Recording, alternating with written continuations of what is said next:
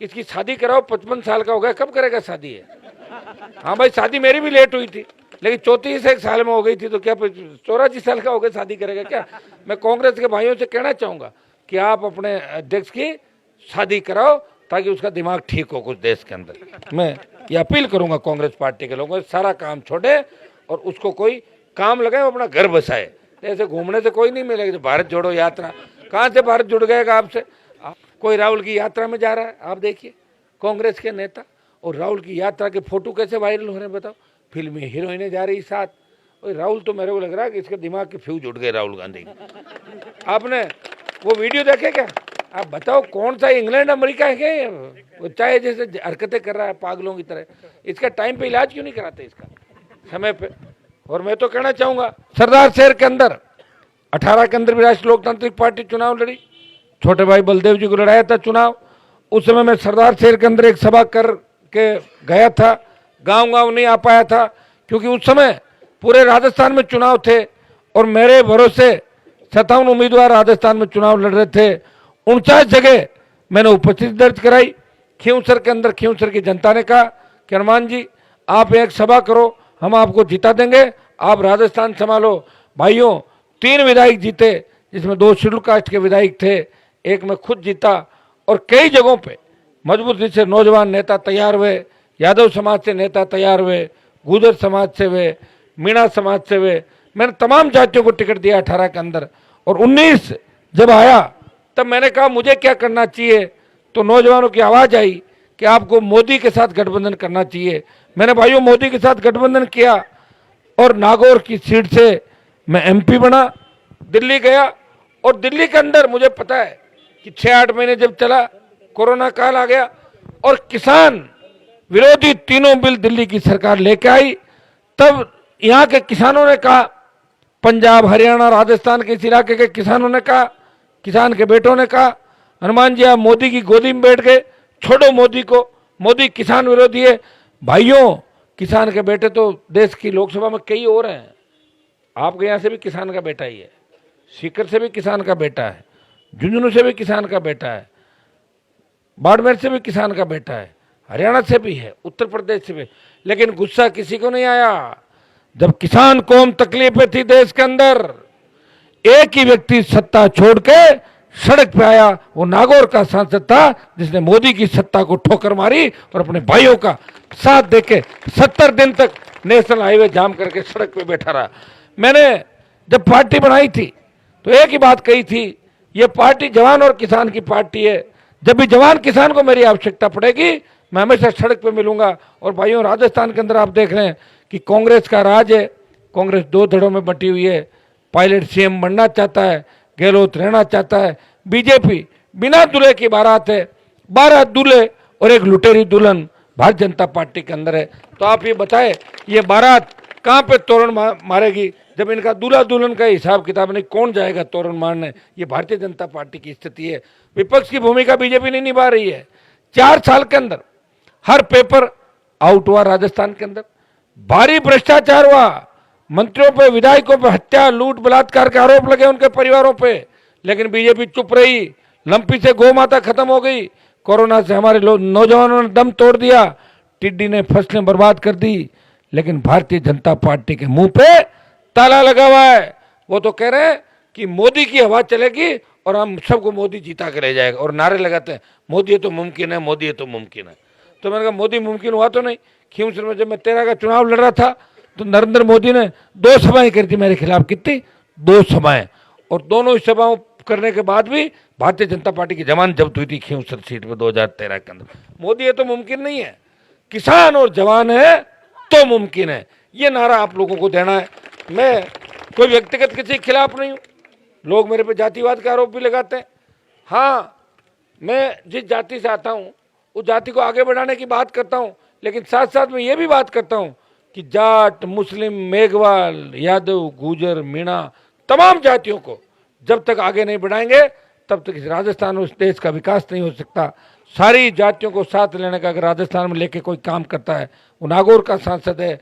विधानसभा में जब कांग्रेस बीजेपी हाथ मिला लेती है तो आरएलपी के तीनों विधायक इस राजस्थान के सम्मान की लड़ाई लड़ते हैं। ओबीसी की विसंगति का मामला हो या दूसरे मामले हो जब मंत्री विधायक गहलोत के करीबी जब अपराधों में लिप्त हो जाते हैं, तो आरएलपी पार्टी मजबूती से इस राजस्थान के सम्मान की लड़ाई लड़ती है। और देश की सबसे बड़ी पंचायत के अंदर जब 24 एमपी मोदी का जयकारा करते हैं, तो नागौर का सांसद किसान एकता जिंदाबाद के नारे इस हिंदुस्तान की सबसे बड़ी पंचायत के अंदर लगा के आपका मान और सम्मान बढ़ा रहा है। मैं खिंवसर में गांव गांव नहीं घूमा, लेकिन सरदार शहर के इस चुनाव के अंदर मैंने सबसे बात करके लालचंद जी को उतारा, बलदेव जी को भी मनाया। मैंने कहा आप जवान हो, बात कर लेंगे। बाली जी भी रुष्ट थे। देखिए टिकट एक था, एक व्यक्ति चुनाव लड़ता। मैंने इन सबको साथ लेके कहा कि 1 साल के लिए ये लड़ाई सरदार शहर की लड़ाई नहीं है, ये राजस्थान की लड़ाई है। अगर सरदार शहर के अंदर आरएलपी चुनाव जीतती है तो 2023 में राष्ट्रीय लोकतांत्रिक पार्टी सबसे बड़ा दल के रूप में राजस्थान के अंदर उभर के आएगी, क्योंकि पूरा मारवाड़ तैयार है। मारवाड़ की 50 सीटें इंतजार कर रही है कब चुनाव हो और कब आरएलपी के ज्यादा से ज्यादा विधायक जीताएं। अगर सरदार शहर जीत गए, बीकानेर, हनुमानगढ़, गंगानगर, चूरू, सीकर, झुंझुनू की लगभग 50 के आसपास की सीटें राष्ट्रीय लोकतांत्रिक पार्टी के खाते में जाएगी। भाइयों, ये सेमीफाइनल है। किसान राजनीति का नया उदय सरदार शहर की धरती से होगा। हमें हमारे पुरखों का इतिहास याद करना होगा, जिन्होंने किन परिस्थितियों के अंदर संघर्ष किया। सामंतवाद के खिलाफ, जागीरदारी प्रथा के खिलाफ, अंग्रेजों के खिलाफ, अकाल का साया और नेताओं का धोखा, फिर भी हम आगे बढ़ते रहे। हम उस कौम से आते हैं जिस कौम का इतिहास भरा पड़ा है, जिस कौम ने हमेशा दिल्ली सल्तनतों को परेशान किया, जिस कौम ने हमेशा मुगलों से लेकर जितने भी दिल्ली में शासक आए, अगर वो परेशान रहते थे, इसी कौम से परेशान रहते थे। हम बड़े भाई के रूप में चलेंगे। हमारी तमाम छोटे भाई जो दलित, शोषित, पीड़ित है, इनको साथ लेके इस नए राजस्थान का निर्माण करेंगे। आपसे मैं गांव गांव जाके वोट की अपील कर रहा हूं। बीजेपी के बड़े नेता गांव गांव नहीं जाएंगे। इनके जो दूल्हे हैं वो 5 गांव जाएंगे, 6ठा गांव छोड़ देंगे और फिर गुजरात चले जाएंगे। मुझे कल एक बीजेपी का नेता कह रहा था कि मैं तो 2-3 मिनट घूम और फिर गुजरात जाऊँ। मैं कि गुजरात में तुम्हारा क्या प्रभाव है, कौन जानता आपको वहाँ? कि नहीं, वैसे ही फोटो खिंचा के मोदी जी कह देंगे भाई हम गुजरात आ गए, गुजरात। ये सारा ही धंधा यही कर रहा है सारे। कोई राहुल की यात्रा में जा रहा है, आप देखिए, कांग्रेस के नेता, और राहुल की यात्रा के फोटो कैसे वायरल हो रहे हैं बताओ। फिल्मी हीरोइनें जा रही साथ। और राहुल तो मेरे को लग रहा है कि इसके दिमाग के फ्यूज उड़ गए राहुल गांधी के। आपने वो वीडियो देखे क्या?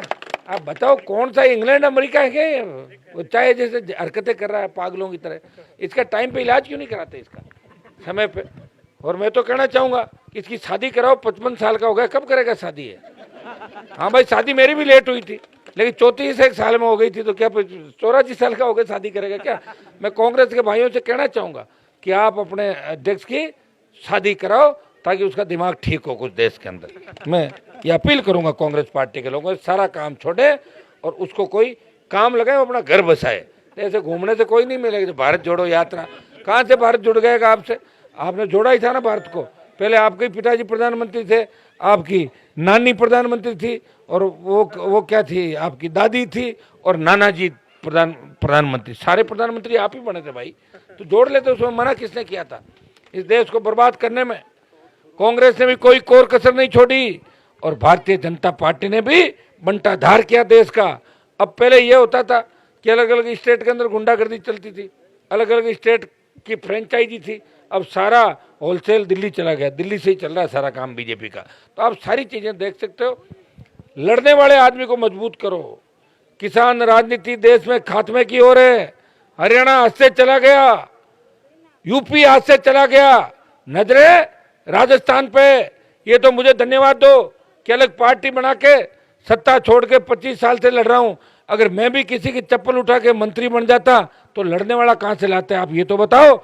एक व्यक्ति लड़ाई लड़ रहा है, वो अपराधियों के खिलाफ लड़ रहा है, भ्रष्ट नेताओं के खिलाफ लड़ रहा है, वसुंधरा को भगाता है, गहलोत के बेटे को हराता है, और मोदी और अमित शाह से लड़के इस कौम का, किसान का मान और सम्मान देश के अंदर बढ़ाता है।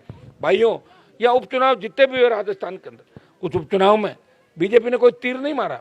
1500 वोटों से वो सहानुभूति बना के राजसमंद में जीत गए थे।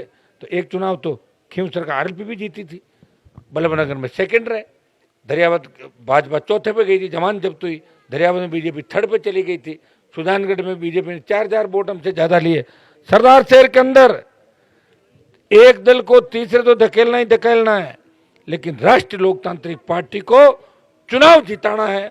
हर व्यक्ति तय कर ले कि हमारा एक भी वोट पीछे नहीं रहे।